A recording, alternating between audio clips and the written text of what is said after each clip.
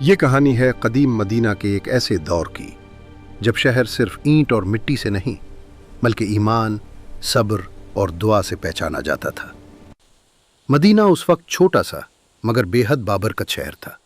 چاروں طرف کھجوروں کے باغات، نرم ہوا میں مٹی کی خوشبو اور گلیوں میں وہ سکون جو آج کی دنیا میں کم ہی ملتا ہے۔ یہاں نہ اونچی عمارتیں تھیں نہ شور و ہنگامہ، مگر ہر گھر سے السلام علیکم کی آواز گونجتی تھی۔ لوگ امیر نہیں تھے لیکن دل ایسے تھے کہ اگر دنیا کا سارا خزانہ بھی رکھ دیا جائے تو بھی ان کے سکون کا مقابلہ نہ کر سکے۔ اسی مدینہ میں ایک نوجوان رہتا تھا، اس کا نام زید تھا۔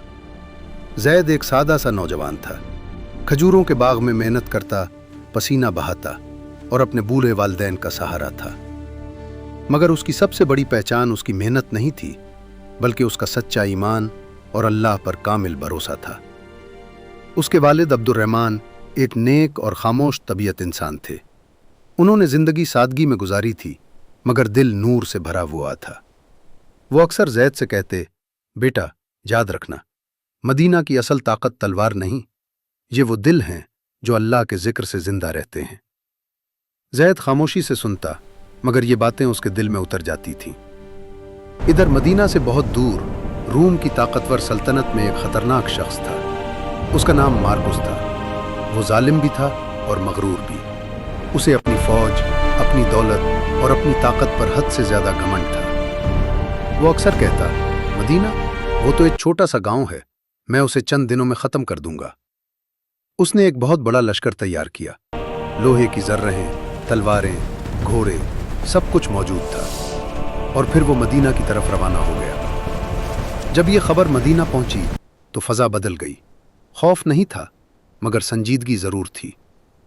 لوگ مسجد نبوی کے قریب جمع ہونے لگے، ہر چہرہ دعا میں ڈوبا ہوا تھا۔ زید بھی وہاں موجود تھا۔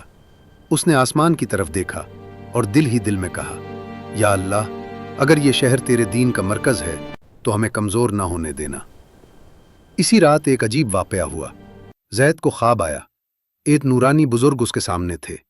ان کے چہرے پر عجیب سکون تھا۔ انہوں نے کہا، مدینہ کی حفاظت تلوار نہیں کرے گی بلکہ ایمان، صبر اور اتحاد کرے گا۔ زید اچانک جاگ گیا۔ اس کا دل تیزی سے دھڑک رہا تھا لیکن عجیب سا سکون بھی تھا۔ اگلے دن اس نے یہ خواب لوگوں کو بتایا۔ کچھ لوگ خاموش ہو گئے اور کچھ کے دل مضبوط ہو گئے۔ وقت گزرتا گیا اور دشمن کا لشکر قریب آتا گیا۔ ریگستان میں گرد و غبار اتنا تھا کہ سورج بھی دھندلا گیا تھا۔ زمین لرز رہی تھی جیسے کوئی طوفان آ رہا ہو۔ مدینہ کے باہر ایک کھلی جگہ پر لوگ جمع ہوئے۔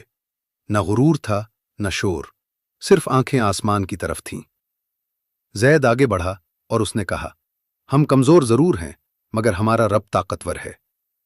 یہ سن کر لوگوں کے دل مضبوط ہو گئے اور سب نے ایک ساتھ دعا شروع کر دی، یا اللہ ہمیں بچا لے۔ جیسے ہی دشمن قریب آیا، ایک زبردست ہوا اٹھنے لگی، پہلے ہلکی، پھر تیز، پھر طوفان بن گئی۔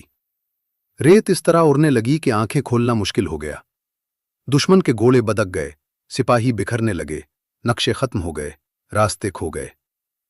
مارکس چیخ رہا تھا، یہ کیسا شہر ہے، یہاں زمین بھی ان کی مدد کر رہی ہے۔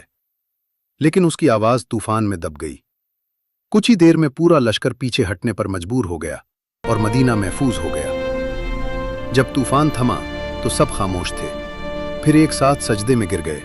آنسو بہہ رہے تھے اور ہر زبان پر ایک ہی لفظ تھا، الحمدللہ۔ زید بھی رو رہا تھا۔ اس کے والد نے اس کے سر پر ہاتھ رکھا اور کہا، بیٹا تم نے کچھ نہیں کیا،